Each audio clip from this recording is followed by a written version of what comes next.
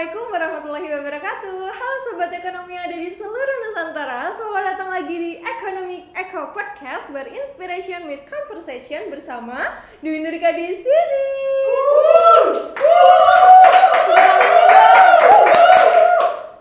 Oke teman-teman. Oke, slow. Oke teman-teman, selamat datang lagi di Economic Echo Podcast. Dan hari ini kita akan mengundang dua narasumber yang sangat spesial hari ini yang akan memberikan informasi mengenai salah satu program yang ada di Fakultas Ekonomi, yaitu program RPL ataupun Rekognisi Pembelajaran Lampau. Dan langsung aja, ini dia narasumber kita yang sangat spesial hari ini, Pak Ujang dan Pak Wildan.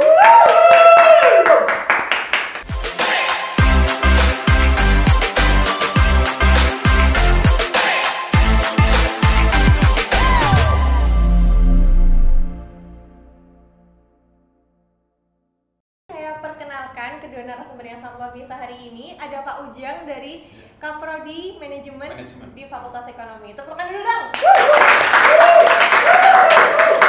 Dan ada juga ini Bapak yang sangat spesial juga, ini Bapak Wildan dari Koordinator RPL di Universitas Islam Kadiri. Tepuk tangan dulu dong. Jadi hari ini saya mewakili teman-teman yang ada di rumah mau tanya-tanya seputar soal RPL, program RPL yang ada di Fakultas Ekonomi ataupun Rekognisi Pembelajaran Lampau. Nah, program ini tuh kenapa Pak kok ada di sini di Fakultas Ekonomi itu kenapa Pak? Mungkin bisa dijelaskan oleh Pak Wildan. Siapa dulu? Iya, monggo Pak Wildan dulu. Saya ya. Oke. Sebelumnya saya mau menjelaskan dulu RPL dulu nih. Iya, monggo Pak, silakan. Biar nggak jadi salah paham dan salah tafsir gitu. Jadi RPL itu kan Rekognisi Pembelajaran Lampau ya. Artinya ada pengenalan terhadap proses pembelajaran yang telah dilalui oleh calon mahasiswa. Jadi masih calon mahasiswa aja dia itu sudah bisa diakui proses pembelajarannya. Melalui apa saja?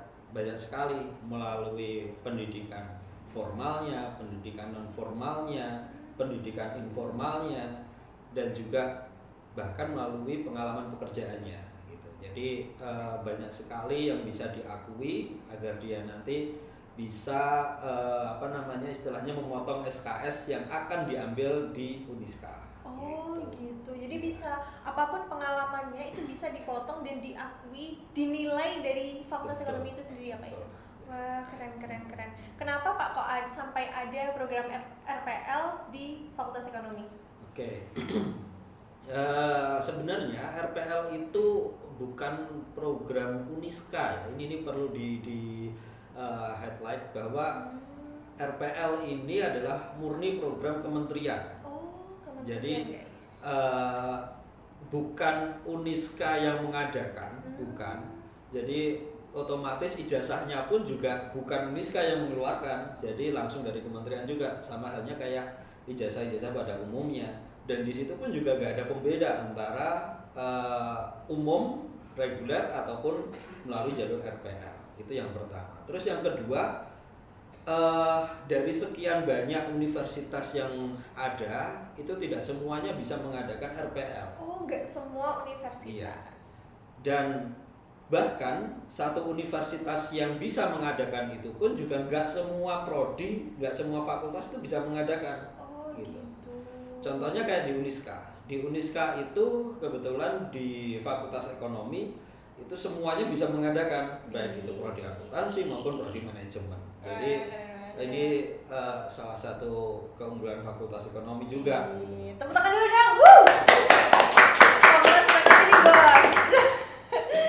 Nah, kenapa kok bisa Fakultas Ekonomi bisa mengadakan semua? Ya karena salah satunya sudah memenuhi syarat. Salah satu syaratnya yang paling penting adalah dia atau prodi tersebut itu harus terakreditasi B atau baik sekali. Itu minimal, syarat minimal. Terus ada syarat-syarat berikutnya terkait dokumen-dokumen dan lain sebagainya yang memang harus dilengkapi untuk mendapatkan izin dari kementerian. Berarti syarat-syarat itu yang memberikan kementerian ya Pak? Iya, betul. Oh gitu. Betul. Jadi lalu, ada sertifikat kelayakannya itu ada. Oh, ada sertifikat kelayakannya. Jadi legalitasnya juga sudah jelas ya Pak. Jadi teman-teman yang sudah bekerja ataupun sudah pernah melakukan pembelajaran baik non akademik maupun akademik bisa ya Pak ya di Fakultas Ekonomi nanti melanjutkan agar nanti pembelajarannya bisa dilanjutkan dan diakui di sini. Dan mungkin saya juga mau tanya nih sama Pak Ujang selaku dari Kaprodi salah satu manajemen di Fakultas Ekonomi. Mungkin Pak Ujang bisa spill nih ke kita mungkin siapa saja sih Pak yang bisa untuk daftar program RPL ini? Oke, jadi siapa saja yang bisa mengambil RPL ini misalkan dari praktisi, praktisi maupun wirausahawan, baik itu dia bekerja, praktisi tadi bisa bekerja di instansi pemerintah maupun instansi swasta. Maupun wirausahawan yang bekerja di UMKM ya.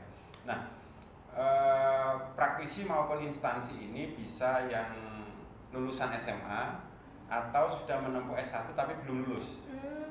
Baik itu DO atau keluar dari universitas asal, nah itu bisa kita terima sebagai mahasiswa RPL.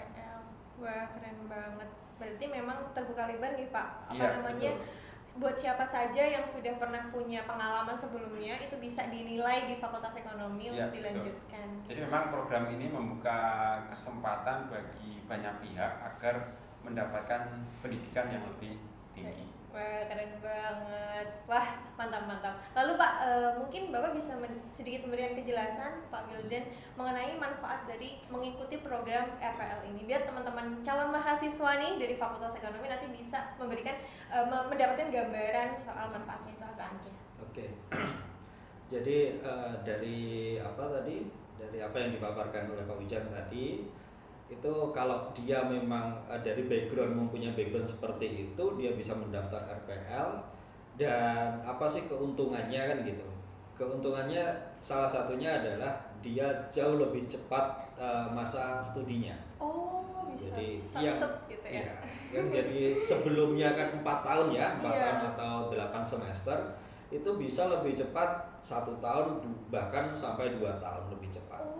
Jadi sekarang S1 itu udah nggak perlu lagi 4 tahun. Kalau dia sudah punya pengalaman background sebelumnya, ya udah daftar aja RPL, nanti kita ses, nanti pengakuannya sebanyak apa. Nanti kalau memang memenuhi syarat dan pengakuannya banyak, dia bisa mencapai SKS tertentu yang diakui, akhirnya bisa menempuh masa studi selama 2 tahun atau bahkan bisa jauh lebih cepat lagi 1,5 tahun pun. Kalau memang dia katakanlah lulusan D3 manajemen misalkan ya Pak D3 manajemen, apalagi dia seorang pengusaha juga ingin meneruskan kuliahnya untuk S1, ambil saja S1 di manajemen, dia insya Allah bisa diakui sebanyak-banyaknya dan akhirnya bisa menempuh pendidikannya 1,5 tahun sudah bisa S1. Wah, keren banget. Keren banget. Jadi memang sekarang tuh nggak perlu lagi lama-lama sekolah, lama-lama S1, karena sekarang sudah ada berbagai macam program dan salah satunya RPL yang ada di Fakultas Ekonomi. Jadi teman-teman yang sudah punya pengalaman tuh bisa banget untuk daftar program RPL ini sendiri. Lalu Pak Ujang, saya ingin tanya ke Pak Ujang juga mengenai proses pengakuan itu sendiri Pak. Mungkin ada beberapa teman-teman yang calon mahasiswa ini sudah menempuh pendidikan non formal ataupun formal. Nah, itu proses pengakuannya itu seperti apa Pak? Oke, proses pengakuan diawali dari calon mahasiswa RPL ini harus menyerahkan bukti-bukti kepada kita ya. Entah itu ijazah, kemudian sertifikat-sertifikat yang sudah diikuti selama dia bekerja, kemudian surat SK pegawai atau SK kenaikan jabatan, itu nanti bisa.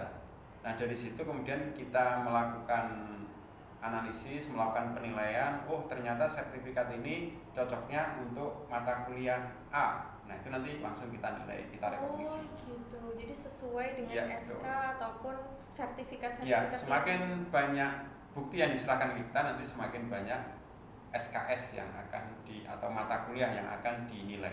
Wah, keren. Jadi istilahnya kita nggak perlu mulai dari nol lagi ya Pak ya? Nggak perlu mulai dari nol. Jadi apa yang sudah teman-teman pelajari selama ini itu teman-teman bisa lanjutkan dan bisa berakhir dengan S1 gitu ya Pak ya? Betul. Bahkan kalau mau saya tambahin terkait dokumen itu sebenarnya kan ada 14 dokumen tuh yang bisa diakui, banyak banget kan 14 dokumen. Jadi memang ada beberapa dokumen yang istilahnya mempunyai penilaian tinggi, mempunyai bobot tinggi seperti halnya yang dikatakan Pak Ujang tadi. Ada yang memang dia itu dokumen penunjang. Salah satunya apa? Seperti halnya foto, video kegiatan, foto ketika katakanlah kadang kan kita mengikuti seminar, workshop itu kadang nggak ada sertifikatnya kan gitu. Terus apa buktinya? Ya udah foto pada waktu kegiatan itu pun juga bisa. Atau bahkan catatan kita ketika mengikuti pelatihan, ketika katakanlah bekerja, kita mencatat kegiatan kita, logbook kita, harian kita ketika bekerja itu pun juga bisa jadi bukti gitu loh. Jadi dokumen yang bisa disertakan agar bisa diakui oleh asesor. Wah, keren banget. Jadi memang dokumennya banyak sekali. Tapi mudah loh Pak, maksudnya dalam bentuk foto pun kita sudah bisa dapat nilai gitu kan Pak. Istilahnya tuh gitu. Jadi teman-teman tuh nggak usah bingung lagi, nggak usah ragu lagi karena memang sudah dipermudah oleh asesor dari Fakultas Ekonomi ataupun Universitas di Uniska Kediri gitu. Jadi sangat-sangat wow. Ayo guys gabung. Gitu. Lalu Pak, saya juga pengen tanya Pak mengenai mata kuliah di Fakultas Ekonomi khususnya itu yang dinilai itu apa saja Pak? Mata kuliah apa saja? Tentu mata kuliah yang sebidang dengan pekerjaannya ya. Misalkan dia di bagian pemasaran. Nah, nanti yang direkognisi atau yang dinilai adalah mata kuliah yang arahnya ke pemasaran. Kalau misalkan calon mahasiswa RPL ini bekerjanya di SDM sebagai SDM, nah nanti mata kuliah yang banyak direkognisi adalah mata kuliah yang SDM sumber daya manusia. Nah, gitu. Ini ada pertanyaan yang tiba-tiba muncul sih Pak. Kalau misalnya kita sebagai wirausaha tadi sudah disebutkan. Jadi kan kita sebagai owner nih Pak, kadang nggak ada yang menilai itu nggak ada karena kita sendiri yang punya gitu. Itu gimana Pak? Nah, istimewanya di manajemen nanti kalau dia berangkat dari wirausaha mau pilih konsentrasi apa? Wih. Ya kan? Tawarin nih guys langsung kan. Pemasaran, ada keuangan, ada operasional, dan ada SDM. Iya. Nah nanti dia pilih apa? Oh gitu. Nanti kita akan yang mencocokkan. Oh ternyata keahliannya ini dia bisa direkognisi mata kuliah ini. Nah itu bisa. Gitu. Jadi sekelas wirausaha kita punya usaha sendiri, nggak ada yang menilai, kita nggak punya sertifikasi apa karena kita yang punya usaha sendiri, tapi masih bisa ya Pak ya? Masih bisa. Masih bisa. Wah keren sesuai sekali. keinginan nanti saya mau jadinya apa? Pemasaran kah, operasional, keuangan, atau sumber daya manusia. Wah, banyak pilihannya guys. Ayo gabung di program RPL yang ada di Fakultas Ekonomi. Saya juga mau tanya Pak ke Pak Wildan mengenai ada nggak sih kriteria spesifik untuk calon-calon mahasiswa yang mau masuk? Kalau kriteria spesifik yang jelas dia harus lulus yang pertama dulu lulus SMA atau yang sederajat. Jadi kadang kan ada tuh pengusaha yang memang dia itu sudah mengawali usahanya ketika dia apalagi usaha turunan ya dari keluarga gitu, dia tidak meneruskan sekolah, pendidikan terakhirnya SMP, dia langsung berwirausaha, itu pun juga ada.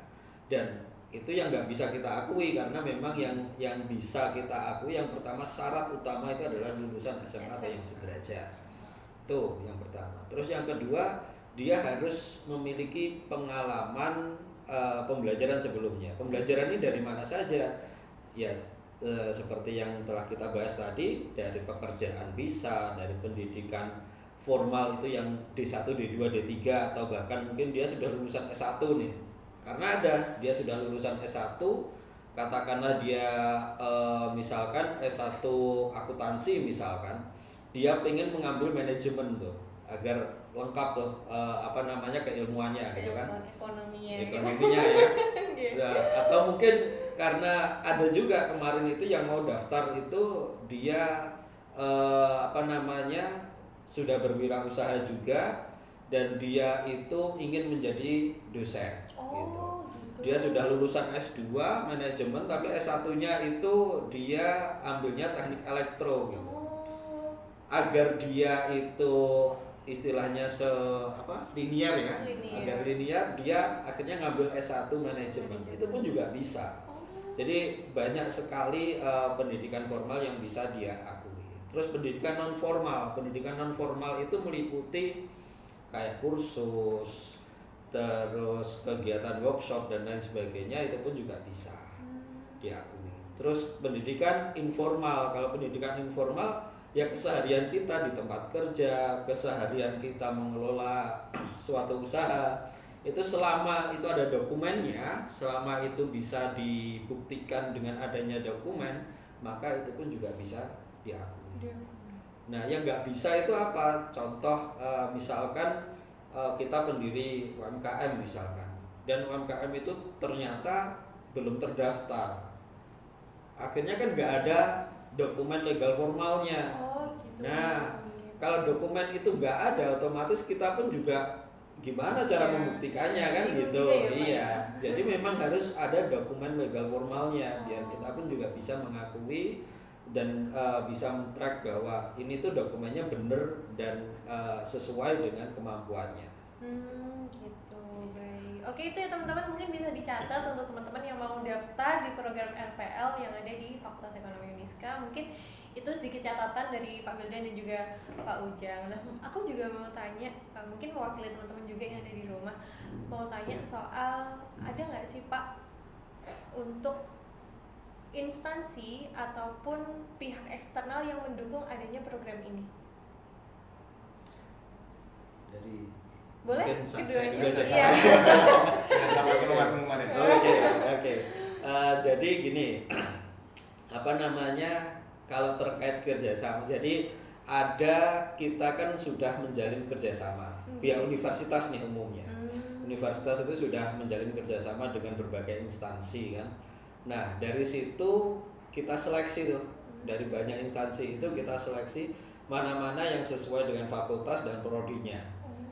Dan kita itu kebetulan kemarin itu bekerja sama dengan pemerintah Kabupaten Tulungagung, dan sambutannya cukup baik dengan mendengar adanya RPL itu di luaran sana. Itu ternyata banyak sekali kasus di mana masih maraknya ijazah palsu. Oh, iya tuh, iya. Iya kan? Ijazah palsu. Jadi banyak yang menawarkan kuliah cepat, banyak yang menawarkan istilahnya nggak usah kuliah, bayar segini aja nanti dapat ijazah tuh. Nah, ternyata ijazah itu memang bukan dari kementerian. Artinya kalau dicek di PDDikti, otomatis dia nggak bakalan tembus tuh. Datanya nggak bakalan ada. Nah, ini adalah salah satu cara agar kita itu lebih selektif lagi, dan kita berusaha untuk mengedukasi mereka juga. Jadi kita turun ke kampung-kampung juga bahwa nggak usah istilahnya kita menggebu-gebu pengen S1 tanpa kuliah gitu. Itu karena memang bukan jalur yang benar gitu. Bukan jalur yang benar. Iya. Jadi perkuliahan itu tetap harus ada. Nggak ada istilahnya pemerintah mengadakan program yang bayar langsung dapat ijazah. Iya. Adanya ya RPL ini gitu. Dan ini memang program nyata dari pemerintah, bukan program dari Uniska sebenarnya. Kita itu sebagai penyelenggara aja.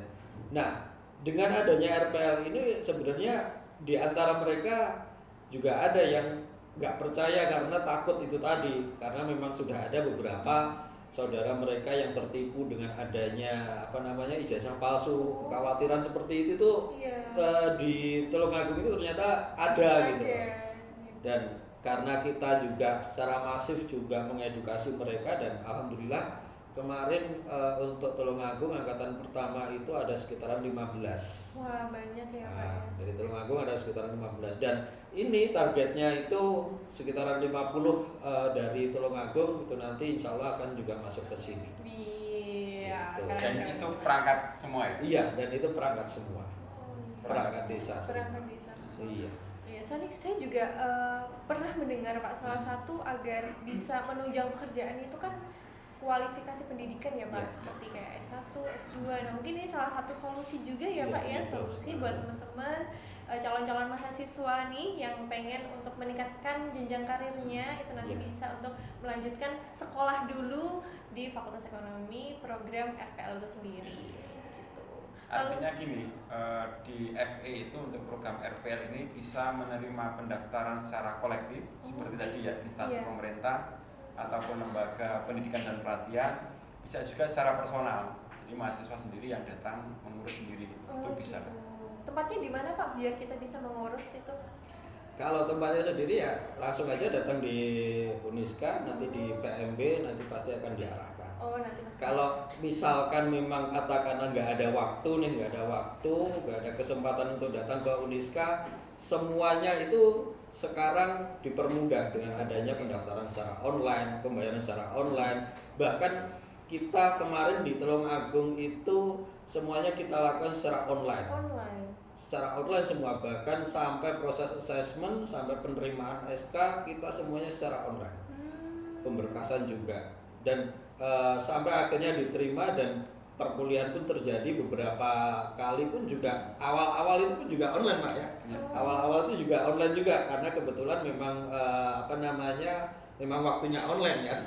Terus baru minggu ini ya kalau nggak salah ya untuk manajemen itu baru offline. Jadi baru tahu kampusnya, baru kesini itu ya kemarin itu. Jadi minggu ini itu memang pembelajarannya secara offline khusus untuk yang mahasiswa RPL. Perdana ya berarti Pak minggu ini. Mungkin Bapak bisa memberikan sedikit spill untuk kita yang mau daftar di program RPL itu kemana Pak? Ke nomor atau website? Oh iya, sebentar. Saya lupa soalnya. Jadi ada admin RPL nih yang bisa dihubungi. Oh iya Pak. Nanti akan dituliskan di sini teman-teman. Jadi jangan khawatir buat teman-teman yang mau daftar program RPL di Fakultas Ekonomi, teman-teman bisa untuk langsung menghubungi ya. Oke. Untuk informasi ataupun pendaftaran, jadi kita harapkan memang calon mahasiswa itu sebelum dia daftar itu menghubungi kami dulu untuk konsultasi. Apakah ini bisa masuk di prodi ini atau enggak gitu. Biasanya kita sarankan dan itu kan nanti ada persyaratan pemberkasan. Ini memenuhi kriteria atau tidak. Itu nanti kita arahkan. Nah, itu bisa menghubungi di nomor 082 228 27 1947. Itu guys. Catat ya. Ya, catat dulu. Nanti teman-teman bisa konsultasikan dulu. Ini kita taruh di sini ya. Nanti teman-teman bisa untuk konsultasikan dulu apakah bisa untuk diakui atau tidak gitu ya Pak ya. Jadi nanti teman-teman bisa konsultasikan dulu biar nggak kerja dua kali gitu. Nanti takutnya udah kesini ternyata nggak bisa gitu. Itu ya teman-teman, sudah sangat-sangat dipermudah oleh Fakultas Ekonomi ataupun Uniska Kediri untuk teman-teman bisa bergabung di program LPL ini. Tepuk tangan dulu dong. Ada kemudian lagi ya. Oke, gimana mau Jen? 4 pilihan tadi, keuangan, SDM, operasional sama pemasaran. Iya Pak. Dari segi waktu, ada kelas pagi sama kelas malam. Oh, ada pilihannya ya Pak berarti. Kelas pagi atau kelas malam. Yang ke berapa ini ya? Yang terakhir ya. Yang terakhir ada pilihan mau online atau offline. Kita fasilitasi semua. Wah keren banget sih Pak. Jadi semua tuh serba dimudahkan ya berarti. Kalau misalkan teman-teman bekerja juga berarti bisa ya Pak ya, karena kan online bisa. Kadang kan ada mahasiswa RPL ini yang kangen dengan suasana belajar di kelas. Iya. Dia bisa silahkan ngikut kelas pagi atau kelas malam. Ini ada satu lagi nih kelebihannya. Oke, boleh banyak banget sih kelebihannya guys. Ini banyak banget ya. Karena ini masa-masa promo nih. Karena ini baru RPL ini baru dilaksanakan di Uniska ya. Jadi baru 1 tahun ini. Dan ini iya banyak banget. Selain dia lebih cepat, terus jadi perkuliahan tadi sangat fleksibel kan gitu. Ada satu lagi yaitu lebih hemat. Hematnya di mana? Ada potongan 50% loh. Kalau anak ekonomi itu dengan potongan tuh udah cepet-cepet nih gitu. Malah 50% lagi. Ada potongan 50%. Jadi 50% itu adalah biaya yang dikenakan oleh mahasiswa untuk biaya rekognisi gitu. Jadi biaya rekognisi itu adalah biaya untuk pengakuannya. Jadi misalkan yang diakui itu katakanlah 2 tahun, dia nanti sudah nggak perlu lagi menempuh mata kuliah tersebut, tapi dia tetap harus mengganti biaya sebanyak 50% itu.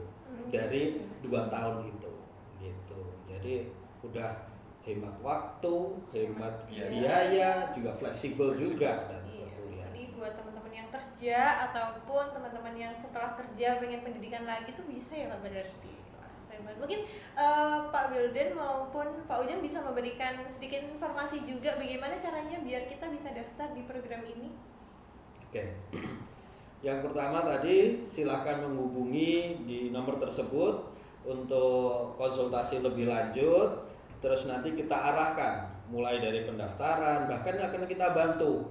Jadi kalau misalkan kesulitan untuk mendaftar, kebingungan untuk mendaftar atau mungkin akses internet yang kurang bersahabat, nanti kita bisa bantu.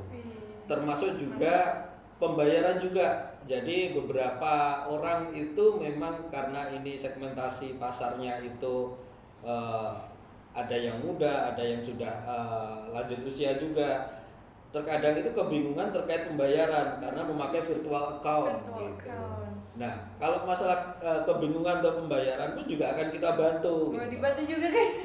Bukan berarti kita yang bayar, bukan. Bukan ya Pak ya? Bukan. Saya kira. Bukan. Jadi nanti kalau kesulitan ya silakan kita bisa transfer ke nomornya admin dan nanti admin yang akan mentransfer ke virtual account mereka. Oh gitu. Dan nanti buktinya juga akan kita serahkan ke mereka juga sebagai bukti bahwa sudah dibayarkan. Dan nanti kita pun juga akan memvalidasi itu ke pihak kampus juga.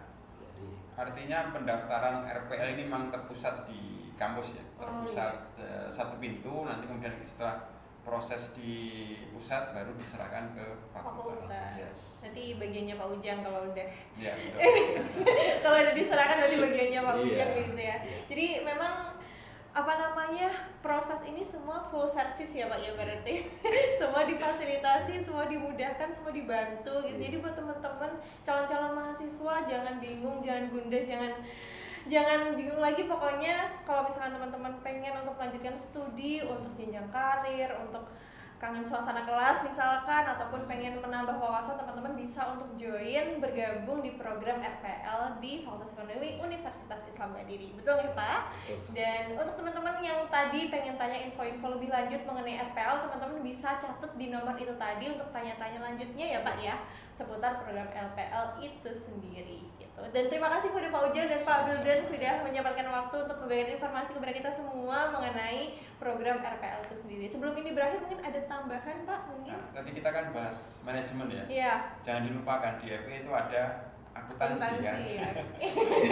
Akuntansi baik. Jadi akuntansi juga bisa ya Pak ya? Akuntansi juga menerima mahasiswa RPL. Oke, siap. Baik, sudah Pak?